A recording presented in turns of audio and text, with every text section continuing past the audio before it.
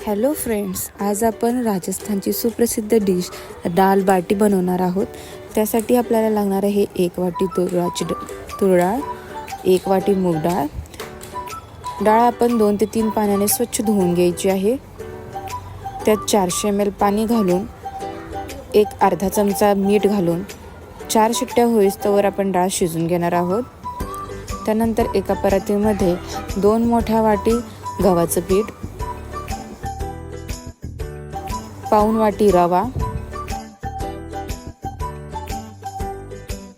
2 मोठे चमचे ओवा, 1 चमचा मीठ, छोटी वाटी दही,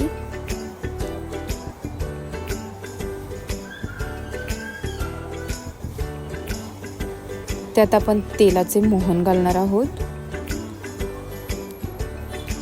मोहन घालून झाल्यानंतर तेल सगळं पिठाला लागेल असे मिक्स करून घ्यावे।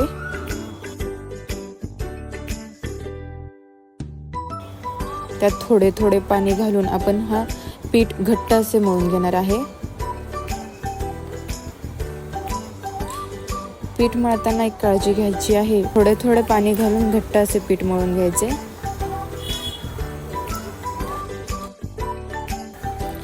त्यात आपण घालणार आहोत अर्धा चमचा हळद। पिठाचा घट्ट असा गोळा तयार करून घेतलेला आहे मी। तो आपण एक 5 ते 10 मिनिटं बाजूला ठेवून देऊ। त्यानंतर त्या पिठाचे छोटे छोटे गोळे करून घेऊ। एका बाजूला इडली पात्रामध्ये मी पाणी गरम करत ठेवलेलं आहे।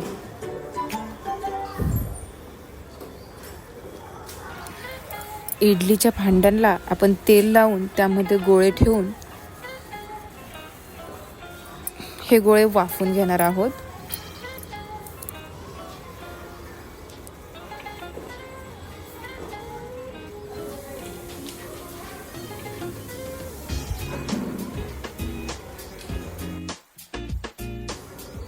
गोळे वाफून झालेत की नाही ते चेक करण्यासाठी आपण चाकूच्या साहाय्याने गोळा चेक करू शकतो। पीठ जर चाकूला लागले नाहीत तर याचा अर्थ आपले गोळे व्यवस्थित शिजलेले आहेत। गोळे आपण गार होण्यासाठी ठेवून देऊ। आता आपण डाळीला फोडणी द्यायची तयारी करू। त्यासाठी लागणार आहे एक कढई। कढईमध्ये 2 ते 2.5 चमचे तेल घालणार आहोत।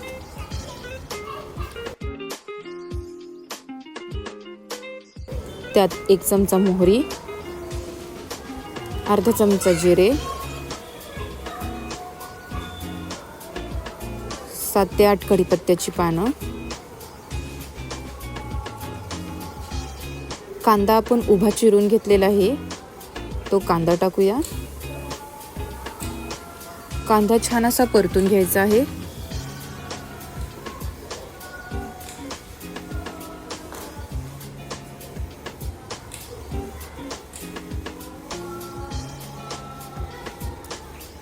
त्यात आपण टाकणार आहोत 1 तुकडा दालचिनीचा, 2 लवंगा, 2 ते 3 काळी मिरी, लसूण, मिरची, आल्याची पेस्ट करून घेतलेली आहे ती सुद्धा टाकू। त्यानंतर छान असे परतून घेऊ।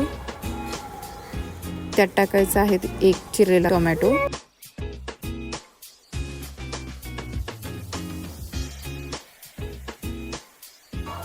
छान असे परतून घ्यायचे आहे।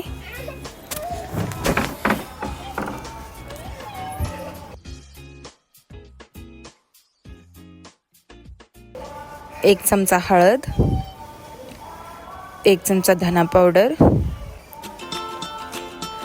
2 चमचे सांबार मसाला आणि 2 चमचे घरगुती लाल मसाला टाकणार आहोत।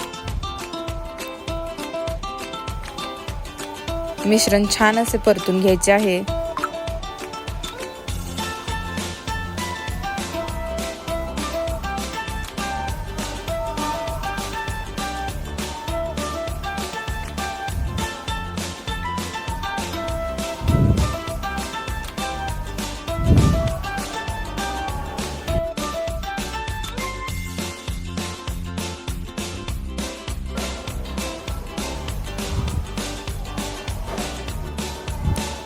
त्यात मी थोडी कसुरी मेथी टाकणार आहे.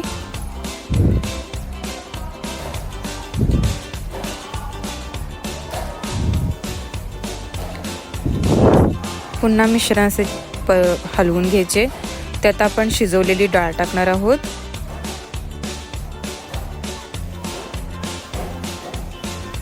चिंचेचा कोळ अर्धी वाटी, थोडासा गुळाचा खडा टाकणार आहोत.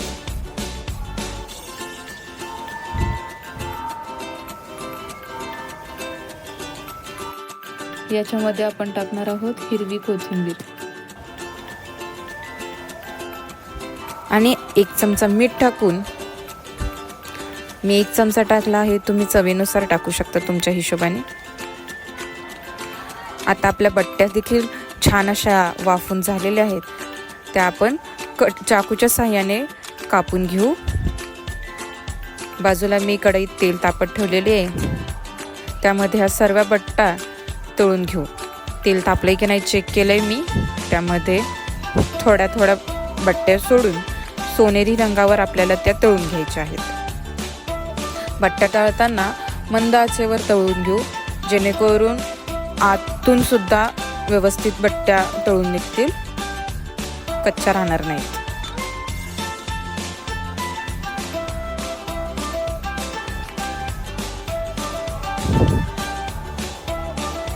छान अशा बट्ट्या आपल्या तयार आहेत.